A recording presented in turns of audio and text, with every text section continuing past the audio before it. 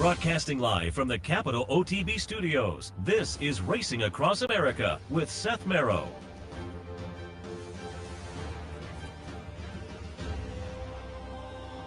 Good morning. Welcome to Racing Across America on this Saturday morning, a late June Saturday morning, as we are in that lull between Triple Crown and Saratoga, but there's still great racing from the various venues around the country.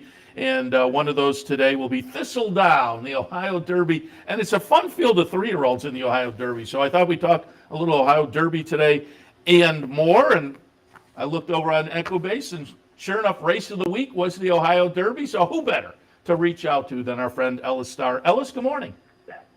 Good morning, Seth. Good morning, racing fans. Yeah, it is an interesting part of the beginning of summer. Summer weather everywhere. The tracks still have turf. I don't think anybody's coming off the turf today. It looks like it's going to be just wonderful all over the country. Yeah, the mid part of the country has had some hot weather. We've been cool up here in upstate New York for the last week and a half, but it's starting to, it's going to be a little steamy this weekend, so we're getting into summertime temps.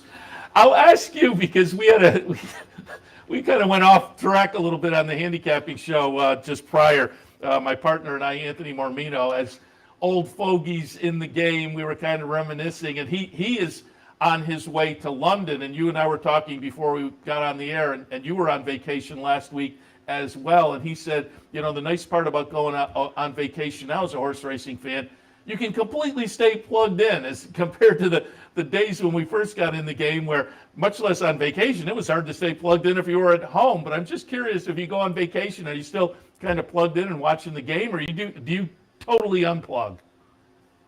I think I try and unplug, but certainly, since I still am trying to do my blogs for Woodbine and other racetracks and stuff like that, I do try to watch those races and bet a couple bucks on if I'm going to make the picks. But the great thing is, you're right. You can pretty much, you don't even need wireless connection nowadays to watch on any of the ADW sites. You want to watch a race, just put it on at the right time and watch it, make a bet, and still enjoy. So stay in and do it. And then you can always read the Pollock Report and the various other websites and see what's going on too. So it just depends on what you want to do, but certainly on Saturdays with the big racing, and you start to look forward to like the horses that are going to be running at Saratoga in a few weeks, so you want to keep track of them and just follow them. And you can certainly watch the replays pretty easily.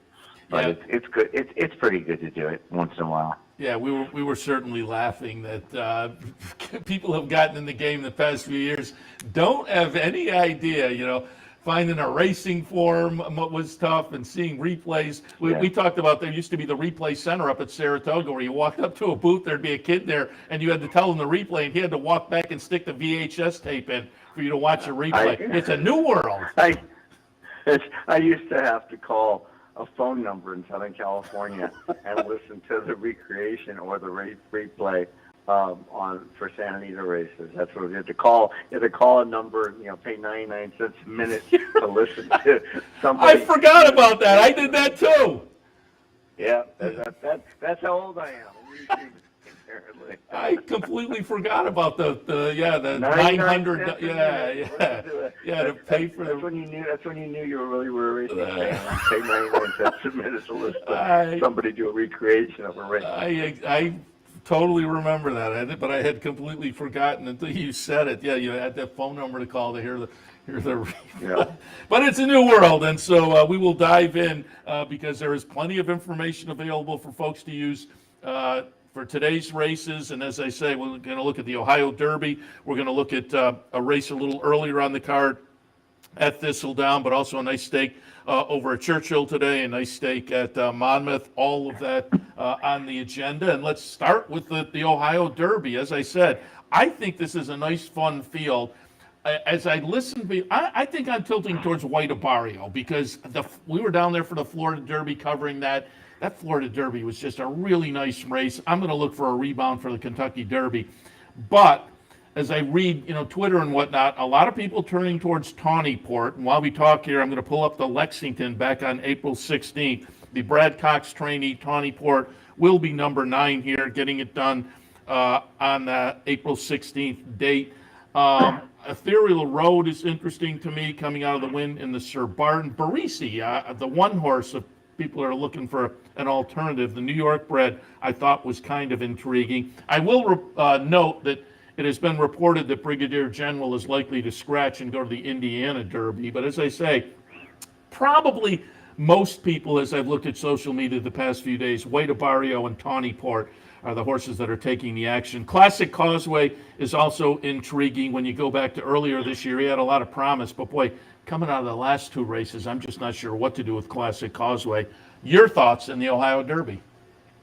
Well, it's interesting now you said Brigadier General may scratch, because I originally thought from the two posts he's going to go, and Classic Causeway has to use speed. I mean, his 3 wins have all come leading from start to finish, regardless of the post, because it is a big run to the first turn. Pineapple Man, 1 of 2 for Maker, even though he shares separate ownership with Barisi. I thought he was in the race, maybe. I mean, he's got a shot, but also a New York bred, but to set the pace. So he's still got Classic Causeway and Pineapple Man on the pace. And it's just interesting. The horses dropping out of the Derby, I say dropping because they are dropping from grade 1 to grade 3, Classic Causeway, Tawny Port, and White Barrio. I mean, the winner should be one of those 3. But again, I kind of take Classic Causeway out because I think Pineapple Man inside of him is going to go, at least for sure. Barisi could press. And then I look at White Barrio and Tawny Port, and I see I read Ortiz is coming in to ride Tawny Port, and that's kind of the reason I went with him. He did run so well at 9 furlongs in the Jeff Ruby Stakes when he went second. He was only a half a length off the lead before Tiz the Bomb drew off, and then he won Lexington. He also finished better than anybody in the Derby, 7th beaten 4. He made a move from 14th, about 11 back to 4 back, with about a quarter to run. And then, of course, he hit the walls a lot of them do for the 1.25 miles, so the cutback's going to help him, too. It's Brad Cox. I think the morning line's generous at 3. I think we're not going to get it. I think him and White Barrio will be probably close to 2-1, both of them, particularly if Brigadier General scratches and raises the price. But I think Tawny Port can stalk 1 or 2 of the speedballs and be first to get in front. I don't hate White Barrio. I think that last effort in Derby is just yuck. He puts on Lasix, of course. He's got tactical speeds. Works are okay, but I have to try and separate the favorites, so I'm not going to use them both. The other interesting horse is, you mentioned Ethereal Road, that Lucas scratched him, which is why Rich Strike got in the Derby, and then he ran him instead of the Preakness. He ran him in the Sir Barton. And what's really interesting about Ethereal Road is I look back to starting in January, and his pattern of equal-based speed figures, he's still improving. He went 88, 90, 90, 94, 100. And usually at this point, the 3-year-olds kind of peak, and then they kind of start running good again in the fall into the Breeders' Cup. But he's still improving. And his 100 speed figure is the same as Tawny Port's 100 from the Derby. So he's 4-1 morning line. You might get more value on him. But I think the winner is going to be Tawny Port or Ethereal Road here. But I will use White Barrio and Brigadier General if he's not going to go. I was going to use him in trifectas. And I'll throw in Barisi then for second and third. Yeah, I agree with you on the odds. The 3-1 on Tawny Port and 7-2 on White Barrio look kind of generous. I think those two are going to take plenty of action. So it'd be interesting to see how the odds shake out. But it is as one of these mid-country derbies at this time of year, they wound up with a nice field. It's a fun field, I think. Race earlier is the Lady Jacqueline. $250,000 up for grabs for the fillies and mares, going 1 1/8 miles. This also is a very nice field. I think a lot of people are going to tilt towards Army Wife. Crazy Beautiful for Ken McPeak. Had the win 2 back at Turfway, but that's bookended by a couple of maybe disappointing efforts. And because none of these the favorites are necessarily win machines recently, I thought Maracuja might be a little bit interesting. And I pulled up the upset last summer, just about this time, up at Saratoga in the Coaching Club American Oaks. Maracuja is going to be the number 2 over the very talented number 1 Malathot. I'm not sure whether this wasn't a fluky effort, but Maracuja did win 2 back in a nice optional claimer at Oaklawn. And I thought, again, given the scenario, you look down the page at Maracuja, finished behind Latruska, Clairiere, Malathot, search results. She has faced very classy runners. She might stack up in an interesting fashion in here. But what are your thoughts on the Lady Jacqueline? Well, first of all, I don't know how many years. I was trying to find out how many years this race has been run, but I mean, this should be a Grade 3 at least. I mean, it's $250,000, and it tracks Grade 1 horses. Yeah. It tracks, Crazy Beautiful, who won the Grade 2 Summertime Oaks last year. Maracuja, who you mentioned, who won the CCA Oaks. Army Wife, who won last year's Black Eyed Susan. This should be a great race. Yeah. I think all three of those have a shot, but I got to go for a price as my key, and that's one inside of Maracuja, the 8 micro cap. Interesting, I looked, this horse was claimed out of a third or fourth start from Klarovich and Chad Brown, November of 2020. And since then, I mean, she's won 4 out of, I think, 11 or 12 stints. She won a first level allowance in March of 21 by 5 lengths. She won a second level allowance at Keeneland last fall. She's never seen a claiming race since then. And her last race at Churchill at 9 furlongs was pretty much her best race ever, in which she had to battle the entire length of the stretch, head and prevailed. Comes back with a 47 flat half-mile work coming into the race. Malcolm Franklin rides. He's an underrated jockey, pretty good, but Grant Forster winning 23% of the year. And this filly's take out her 2 turf races. She's 5 for 14 on dirt.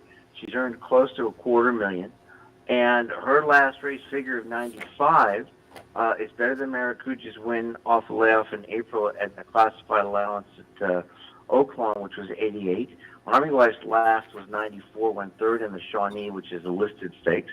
And Crazy Beautiful, when she won the all-weather Latonia, got a 102, but her best last year, like from the Oaks, was 98. So microcap's 8-1. So she's my win bet and my key here, and I'll probably just play her to win and box her top and bottom with the Maracuja, Army Wife, and Crazy Beautiful. I'll play all 4 in doubles to Tawny Port, and then I'll play microcap in doubles to Tawny Port, Wide Barrio, Ethereal Road, probably Barise, and that'll cover some. So I'll have it twice if both the top picks win. But 8-1 is hard to pass up on a horse that comes into the race off of what looks like one of the best races in the field.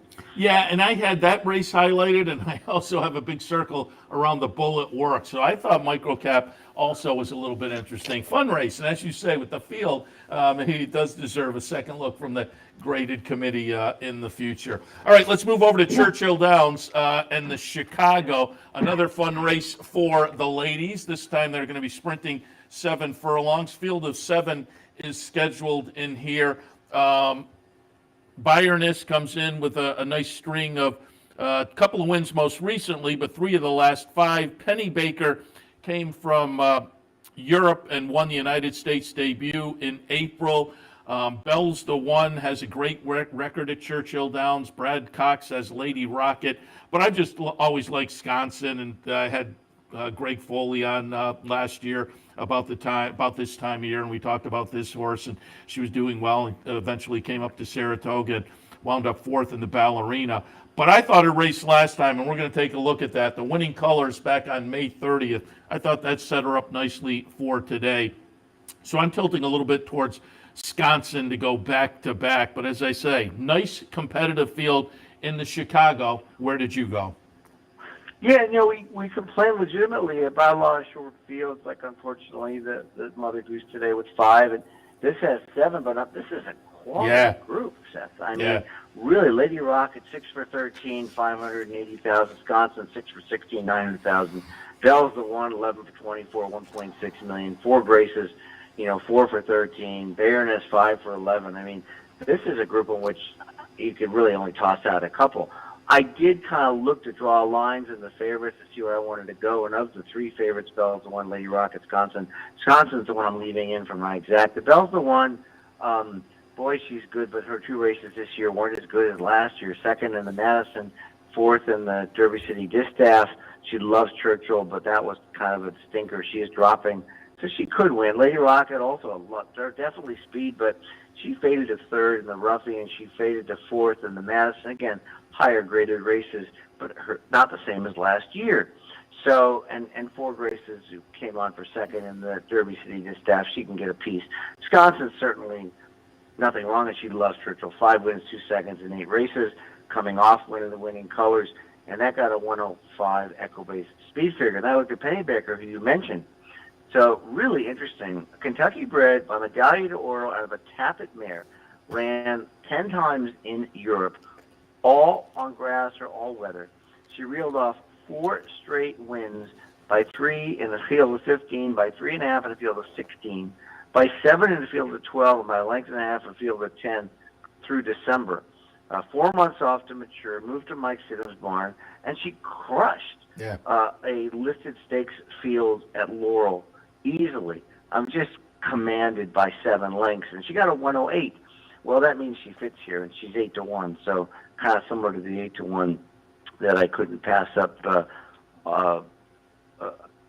I guess it's later also. Not this one, 8-1 here, but this 8-1 is just great value for a horse I think could legitimately win. Bayerness, certainly on the streak. 3 for 4 with Saez, which is great. Also second off the layoff, and she was off, almost 9 months and came back and won by 5 with a 106, and that's exactly what she earned last year. I love it when horses pair their figures, no matter what figure you're using. Her buyers are the same, by the way, 290, 292. So when a horse pairs off a layoff, they're going to move up the second time off the layoff, and she's 5-1. So I might bet both of those to win, and then I'll play a 3-horse EXACTA box: Pennybaker, Bayerness, and Sconson. I'm going to try and keep Bells to 1, Lady Rocket out of the ticket. I will say I have the 8-1 on Pennybaker circled because I'm dying to see where the betting public goes, because I think Sconson and Bells to 1 will appeal to locals because they've done so well locally. Brad Cox has Lady Rocket, and he's going to take action. So, but all of that said, I agree with you. I think Pennybaker is very talented, and if that 8-1 holds, becomes very attractive. But I'm dying to see where the betting public goes with that horse. Yeah, no, this is going to be a key win bet for me on the day at that price, and the EXACTA box is going to be to save. But I mean, I could see betting 50 or $100 to win at 8-1, just because it's the fastest horse in the race, second off the layoff. Certainly bred to be any kind, and she's only a 4-year-old too, which has got an edge over these, because I think, except for maybe Calypso, she's the only 4-year-old in the field. All right, let's move on to Monmouth and the Goldwood 5.5 furlong turf sprint. This is a nice full field of 12 scheduled in here with some also eligibles. I went 12, 2, 5, and 10. I put Champagne Lady over Honey Pants, but I did pull up a replay of Honey Pants going back to Gulfstream on April 9th. Honey Pants will be the number 3 horse in here. Subsequently ran second in the very one, but I thought Honey Pants was a little bit interesting. As I say, I'm going to play Champagne Lady on top, I think, but to me, these two are pretty similar. And I showed Honey Pants just because people may, and I totally agree, people may shy away from Champagne Lady with the outside post position coming out of that little dog leg. So I get that. Honey Pants, on the other hand, has a cozy 2 post position. So I think people may tend a little more in that direction if they look at the race the way I do. But how did you see the Goldwood? Well, let me talk about Champagne Lady, because it's really interesting. She's never sprinted on turf, and that's probably why she's 5-1. She certainly, it won't hurt her cutting back, and Paco getting on is great. And I'm using the 4 horses you mentioned. I'm all using, but my top pick is going to be a whole different animal here at number 6, About Time. I just like the fact that her first race was taken off the turf last May, a year ago, and then she took some time off, came back as a 4-year-old in January, and then wins by 5, loses by a head, wins by 3. I like this horse's, just her demeanor. She just does nothing wrong. All turf sprints. The numbers are good. 98 Equibase figure last time out. Put in perspective, for example, the favorite in the race, who was Honey Pants, is 93, 96 last 2, and then Baystorm 102 last year and 97 this year, second, and then a little lower last out. But About Time, good. Sherry DeVoe is just a trainer I really like. I watch everything she does. Trains well. Just this filly just sits off the pace and runs good. She's 4-1 like Honey Pants. I think Honey Pants will be bet down because Honey Pants is coming out of a stake. But I made the race 6-2, 10, 12, 5. I'm looking to kind of mess around with exotics, but I'm going to key Honey Pants and About Time on top. Honey Pants, again, 3 wins, 6 seconds, so you don't know whether she just kind of doesn't have that spirit, but she just could be beaten by better horses every time. The last was good. They had blinkers 2 back, and that was the key. Similar pattern to About Time, because as I mentioned, About Time's first start was on dirt, and then she has 3 turf. Well, Anytime's first start of the year was on dirt, all weather, and she ran second, but then her 2 turf sprints have been just dynamite. And Clement, Joe Bravo's now back east. Spyglass at 10-1 is hard to ignore, by the way, too, coming off a big win at Laurel. She got the same figure for that classified allowance when at the same trip as About Time, 98. So I think 10-1 maybe a little bit crazy for her.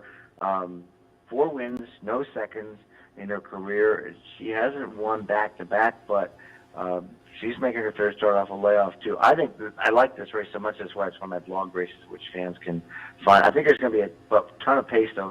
That's why. Because Althak is the only one on the lead early.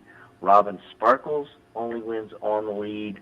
Hey Mama Luke on the 11 on the lead. And then the 1 AE Stop War, who's the other Lopez, also only on the lead. So it's going to be a sizzling pace. If you can get whoever's going to be third, fourth, fifth early, I think you've got the main contenders for the exotics here. Yeah, it looks like a fun race. As I say, nice full field. And I'm with you on Cherie DeVoe. I had her on a couple of years ago up at Saratoga. She had just started her career, had her on in the morning, and she just missed, which, as I remember, it was going to be her first career victory, and she just missed that afternoon. And then kind of it took a while for her to get going. But boy, over the past year and more, year plus, she has just been really, really doing a great job. Been fun to kind of watch. I will also note the 4 races we just talked about. I have the list here. They're part of the cross-country Pick 5 today.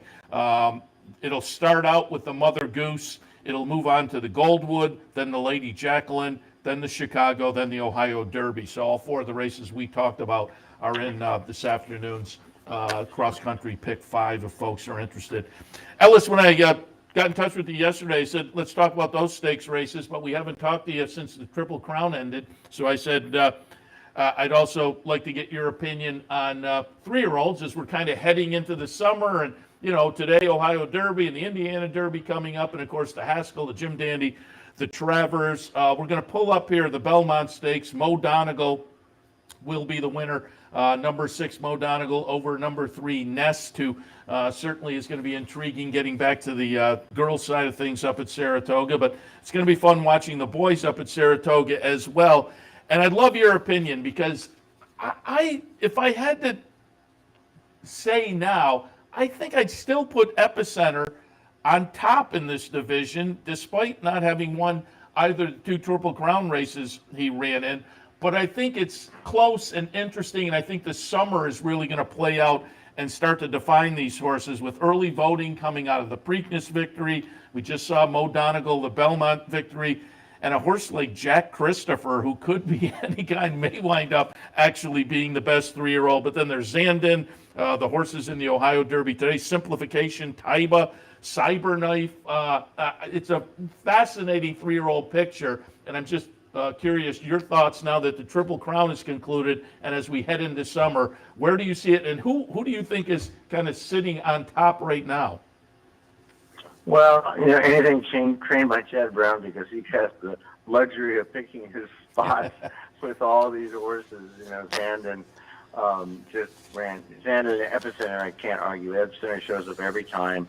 Zandon certainly showed up in the Bluegrass, and he showed up in the Derby as best he could. Certainly no knocks on those. We'll see about the Ohio Derby. As you said, one of these could emerge as a horse to come back in the summer and run good.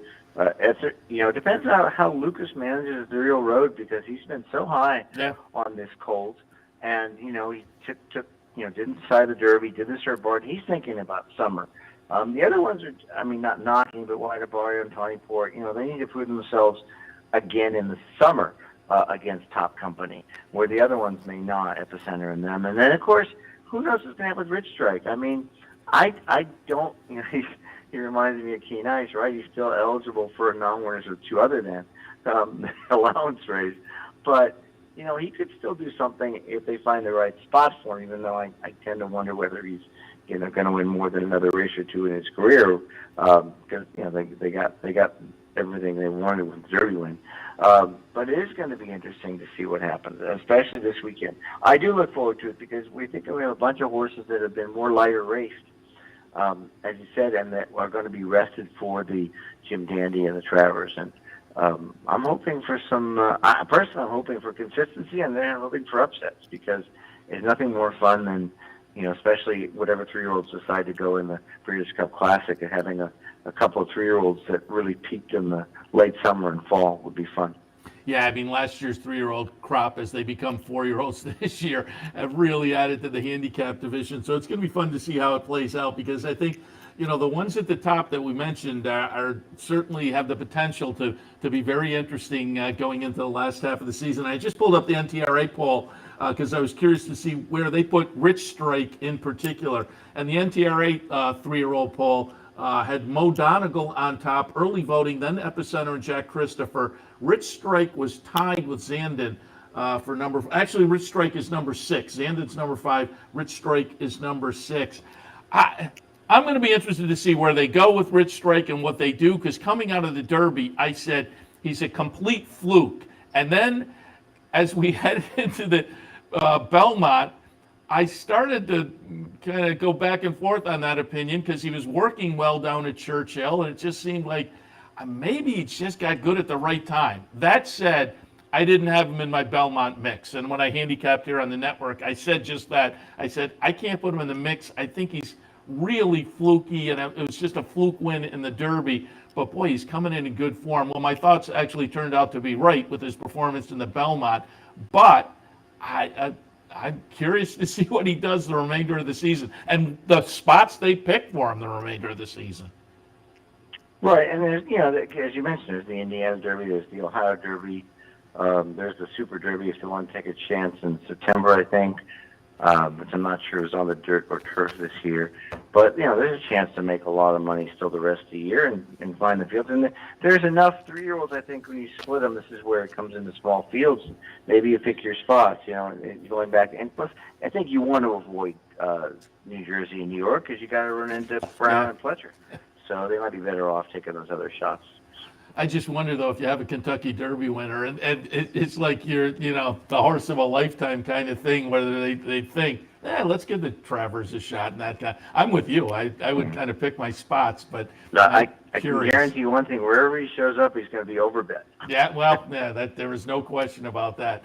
After the Derby, he is certain to take some action and then lead to other horses taking some action as well, as we saw in the Preakness. Ellis, as always, appreciate the visit and the conversation.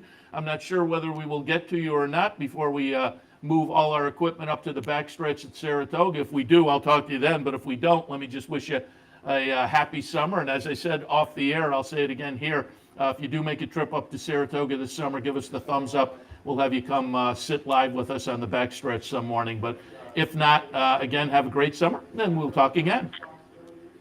Thanks so much, and everybody have a great day. It was a pleasure to be on with you, Seth. Appreciate it. Ellis Star, and again, you can find his work regularly at Equibase. He's the national racing analyst, and other racetrack websites as well, as he handicaps a number of different venues. So, as I say, the sequence we talked about with Ellis, all 4 of those races will be in the cross-country Pick 5 today. Let me reiterate, the cross-country Pick 5 will start with the Mother Goose.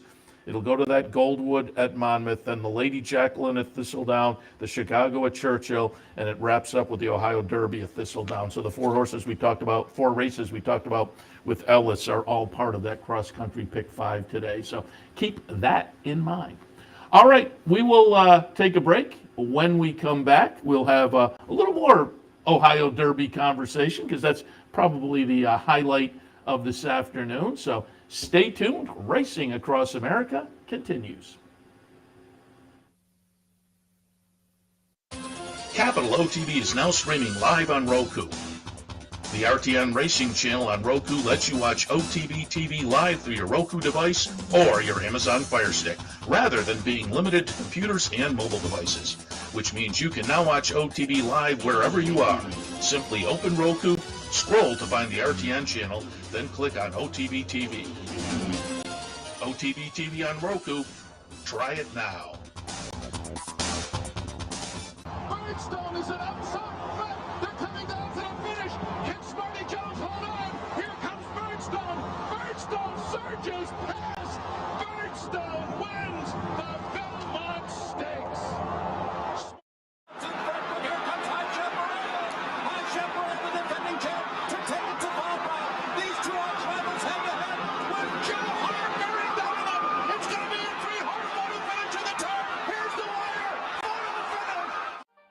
there was a way to become a better horse player, to have a better knowledge of the game, to be more successful?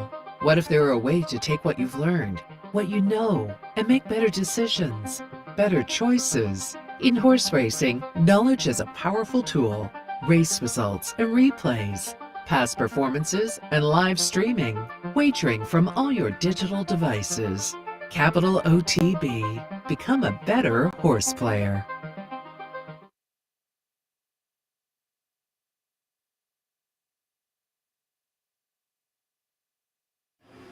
Welcome back to Racing Across America. As I said before the break, a little more Ohio Derby conversation. We'll be joined by John Piassek, and I saw he was writing about the Ohio Derby on America's Best Racing, the ABR website, and then he had a couple other races that he was doing a little handicapping for on the undercard as well. So I thought, let's get some ideas. John, good morning. Good morning, Seth. Great to be here. Yeah, happy to have you on board. And as I say, saw your stuff on America's Best Racing, so I'll tell people to go over, take a look at that. You have done the writing on this weekend's races, but you normally have some handicapping looks at races around the country, so check that out. And I also saw in the bio that you do some writing for our friend Frank Vespi and the Racing Biz website. Talk a little bit about what you do for the various websites. Yeah, so on the Racing Biz, I am the daily law public handicapper. I cover law every day. Usually I pick up on the law feed under the racingbiz.com. And I also do a once weekly column called the Mid-Atlantic 3 Stars, in which I recap the racing action at each Mid-Atlantic track every week, and I talk about the best horses, jockeys, and trainers of the week. So if you want to know what happened at Lowell, Monmouth, Delaware, Parks, Charlestown, my column is the place to go.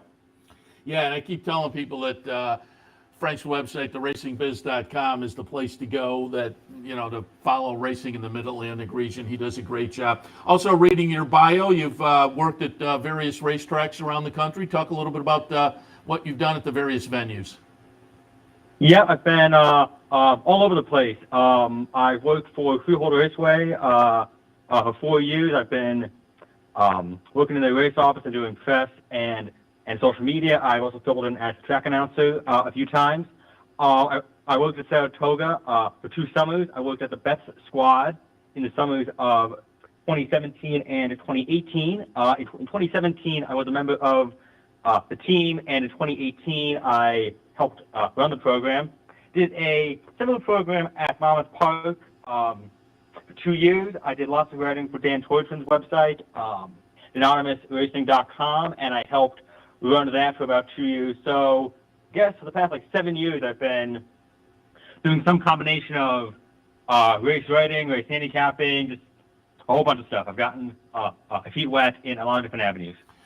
Talk a little bit about that, because I think those are great programs that some of the tracks that like Saratoga attract big crowds, and a place like Keeneland or Del Mar, a bet squad type of a situation. What are you providing to bettors? And talk about your experience getting the back and forth with folks who are maybe new to the sport, and does that give you any insight into how the racing game may better serve those type of people? Well, I think Saratoga is an especially helpful program because it's a lot of tourists, many of whom are just there because it's a destination. They don't necessarily know about racing, but it's here for the experience. But I know, just like in my own experience and with a lot of people I talk to, generally racing fans are made by going to the track.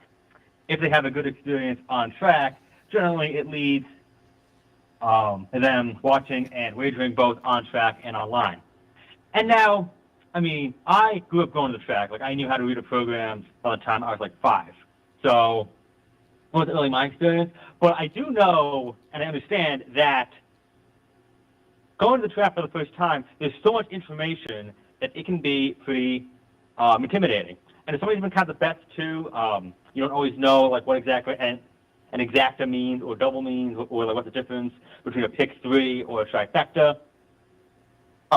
So most of the people had questions about how to read the program, and I was happy to help them out with that. As time went on, I kind of developed my own 3-minute canned spiel that I would give out. And I thought it was very popular. People really liked us. On big days, we'd have good crowds, and if I gave my winners, all the better. Absolutely, because that's what it's all about. But like I say, I think that's a great idea because, yeah, as people who have been around the game for a while, we just kind of take it for granted. And I'm reminded virtually every summer up at Saratoga, there is some point during the meet where I'll sit down in the grandstand with some friends or some family, and you realize, oh, this is all Greek to them. I have to kind of start from step one and take them through and help them learn a little bit. And hopefully by the end of the day, they can read the program a little bit, maybe pick their own winners, which is completely thrilling for people and kind of hooks them into the game. And just, again, before we move on to the Ohio Derby, where did you call races? I called at Freehold at this point maybe like 12 times, 10, 12 times. I filled in at Tioga Downs up in Binghamton a few times. I got to call one race at Monmouth Park when I was like 18. I got to announce it for a day, and that was really cool because I grew up going there. I grew up listening to Larry Coleman. Getting a call there was amazing. And I also have been calling the qualifying races at Gateway Farms. On the harness side, they have a bunch of baby races at Gateway Farms in Manalapan, New Jersey in the month of June, and I've been calling those races over the past few weeks. Yeah, nice. I always prefer when I talk to race callers. It was a few years ago.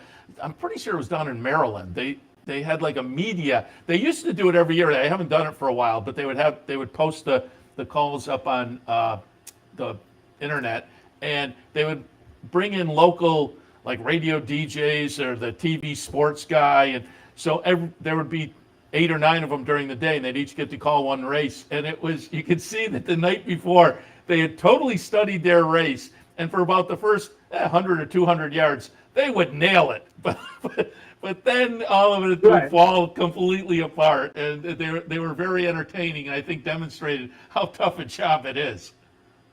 Yep, like at the start, like, oh, there's so-and-so on the lead, and then, I don't know.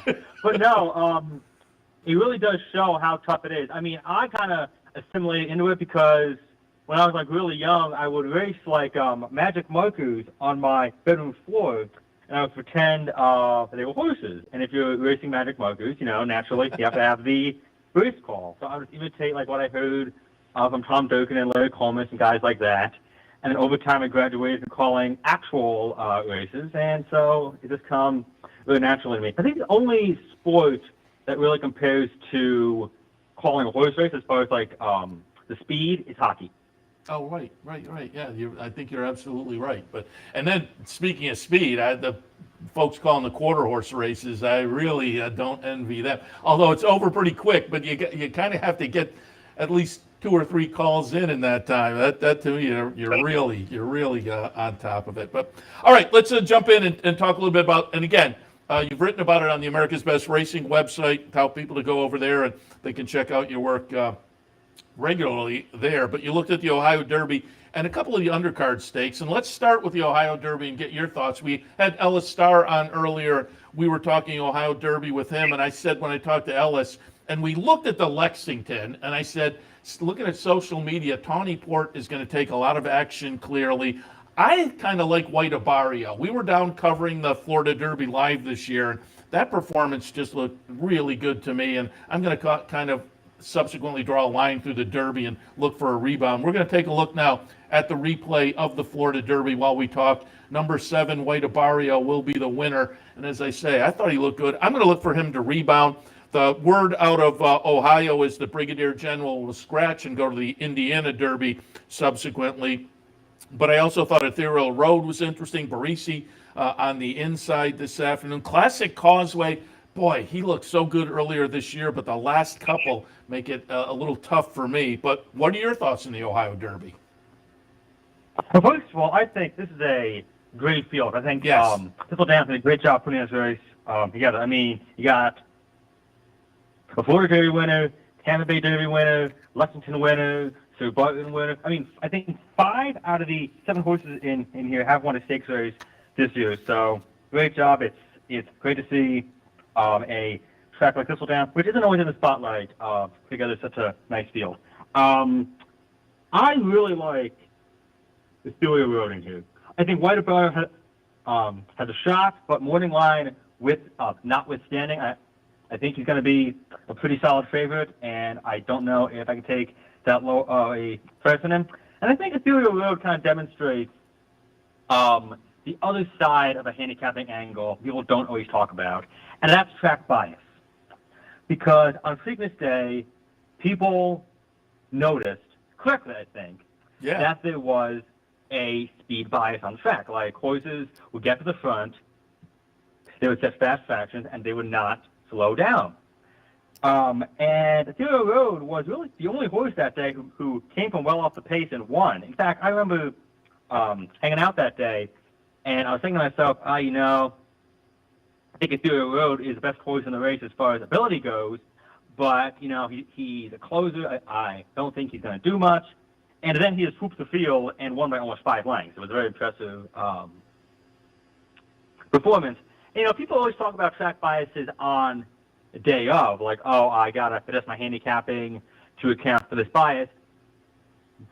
But they don't always keep the bias in mind going forward and be like, I'm going to upgrade this horse, I'm going to downgrade this horse because they race on a biased track. And I think Ethereal Road has to be upgraded because of the track he raced on. He also showed a lot of promise earlier in the year. I recall he made a lot of waves breaking his maiden at Oaklawn Park. He came from dead last, a win by 4 lengths going away, and then he ran a gutsy race in the Rebel. He made a big move, just missed, lost by only half a length, but it was still a pretty promising effort. Kind of felt out of Keeneland in his nest too, bounced back big time. I know he had that quarter crack before the Belmont, so he couldn't run in that. But he did have a very strong workout at Churchill Downs. I think 2 days after the Belmont, he went 5 furlongs in a minute and 3/5. Fastest time that day. I think he's ready to turn in a big race. Yeah, and I'm glad you brought up the bias angle, because you're right. As the day went along and you looked on Twitter or whatnot, or just heard people talking about it, people noted that Ethereal Road went against the bias and was kind of the only one on the card. So that is certainly worth noting there. And I think he's interesting as well. I agree with you. To me, the betting public is going to go with White Barrio and or Tawny Port, and I think both of them are probably generous on the morning line at 7-2 and 3-1. I think they're both going to take a little more action than that. So yeah, with the value, Ethereal Road could be a little bit intriguing in the Ohio Derby. Let's go a little bit earlier on the card. We'll take a look now at race number 8, which is the Cleveland, and mile and an eighth. Purse is $75,000. These are Ohio breds, and again, you wrote about a couple of races, including this one on America's Best Racing. I pulled up a replay here going back to Belterra, and we're going to look at a couple of horses that are scheduled to run on Saturday. The winner in this race will be number 3 Country Club Bobby. Number 11 Rumble Strip Ron runs second. They're both in here. They are both very intriguing. Rumble Strip Ron has Sonny Leone on top, so that's going to be intriguing for folks as well. But what are your thoughts in the Cleveland? I mean, this race is basically a rematch of that race at Belterra. 7 out of the 8 horses in this race, last race in the green carpet. So it's really a matter of who you think ran the best race that day. It's probably going to win this one. And I think that comes down to the top 2 finishers in that race, Country Club Bobby and Rumble Strip Ron. I picked Rumble Strip Ron in my Piassek plays column because he had to really race out of his element that day. I mean, usually he's on or near the pace. He had a bit of an awkward start that day. He fell very far off the lead. According to the running lines, he was about 15 lengths out of it at the opening quarter. But he really closed well. He battled on in the stretch, lost by a neck, had a very good speed and late pace figure, but it's very encouraging, especially because he didn't have a lot of two-turn experience going in.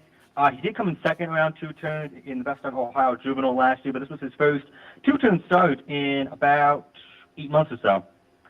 He ran a big race, and I think he should have run another big one today. And I also noted that Sonny Leone had been riding Country Club Bobby for most of the year. He jumped off of him to ride Rumble Strip Ron in the green carpet, and he keeps the mount here. Country Club Bobby also ran a big race, though. because that pace in the green carpet was very destructive. The top 4 horses were 1, 2, 3, 4 at the opening quarter. They ended up 7th by 13 and a quarter lengths, 13th by 40 and a half lengths, 5th by 9 and a half lengths, and 10th by 21 and 3/4 lengths. So anyone who's near the pace that day was up against it. Country Club Bobby was close to the pace, and he still showed a lot of heart rate and hung on.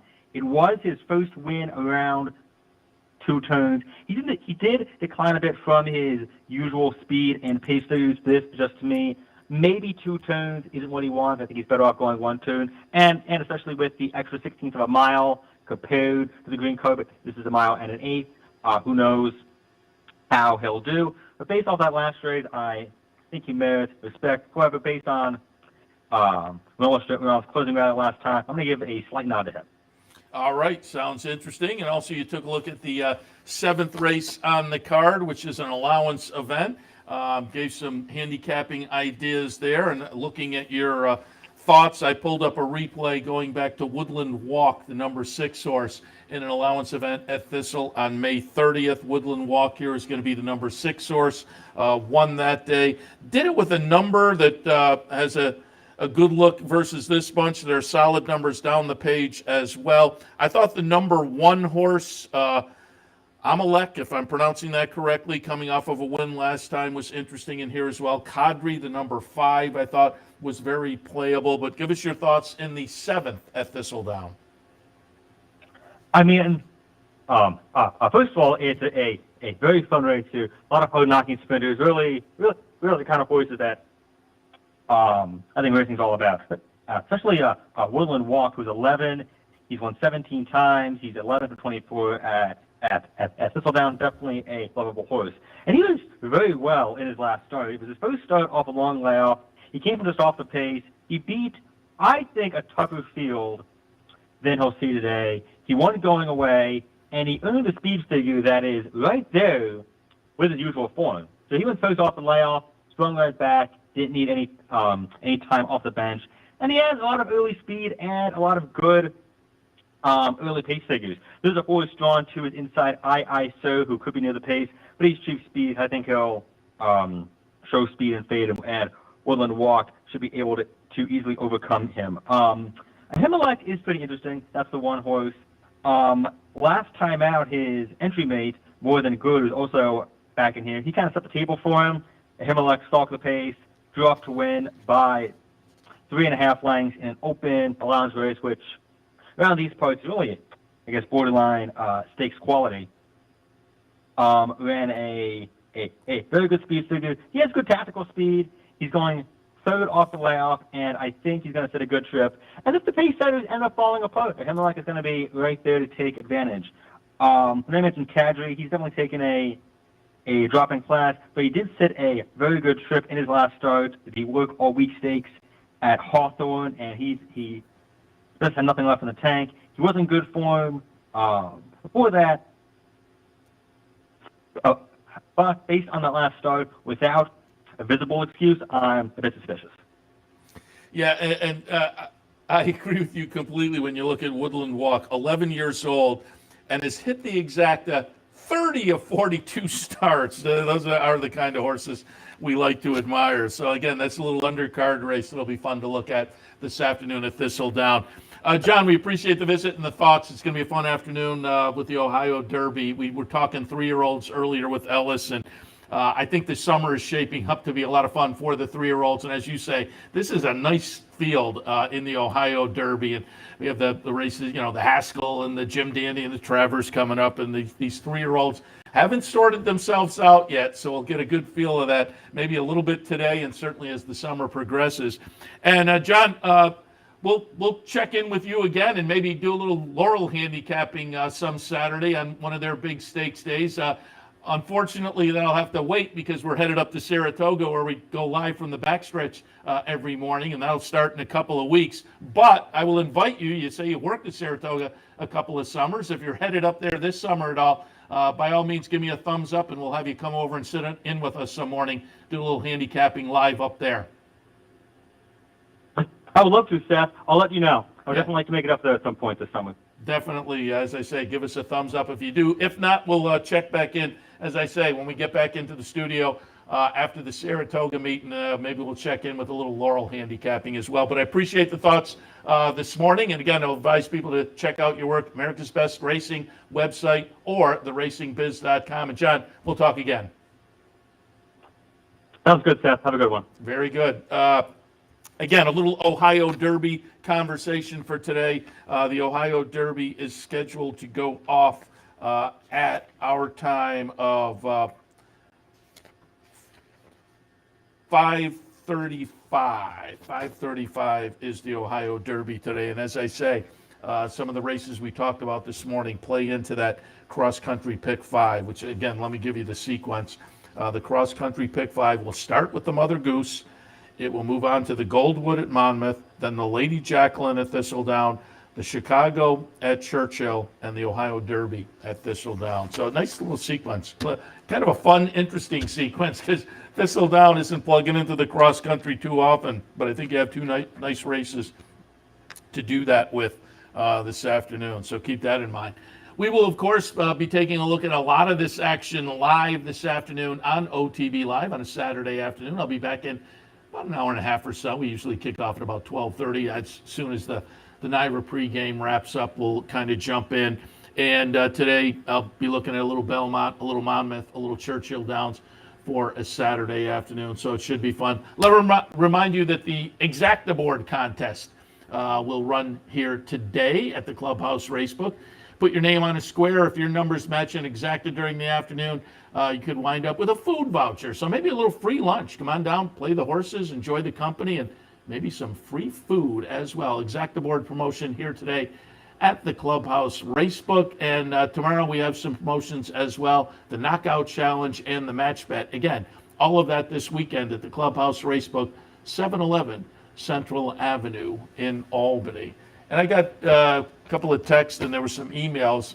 We were supposed to have a pick 3 bankroll on Thursday and got some questions about that. It was just unforeseen circumstances kind of late in the game plan prevented us from running the pick 3 bankroll promotion this past Thursday. So apologies there if you signed in, you tried to get on the team and then didn't hear any results on that. We just, as I say, there was just some issues that prevented us from doing it this past week. So again, apologies, but we do have nice promotions coming up in the future. Saratoga will have some nice promotions as well. But as I say, a couple of fun promotions right here at the Clubhouse Racebook this weekend starting today, 711 Central Avenue in Albany. All right, I'm Seth Merrow. This has been Racing Across America for a Saturday morning. We appreciate your tuning in as always. Hopefully we also gave you some good information on the handicapper support a little bit earlier. And we will try to continue giving you good advice on OTB Live on a Saturday afternoon, which will kick off, as I say, about 12:30 or so. We'll see you then. You're watching OTB TV, a service of Capital Off Track Betting.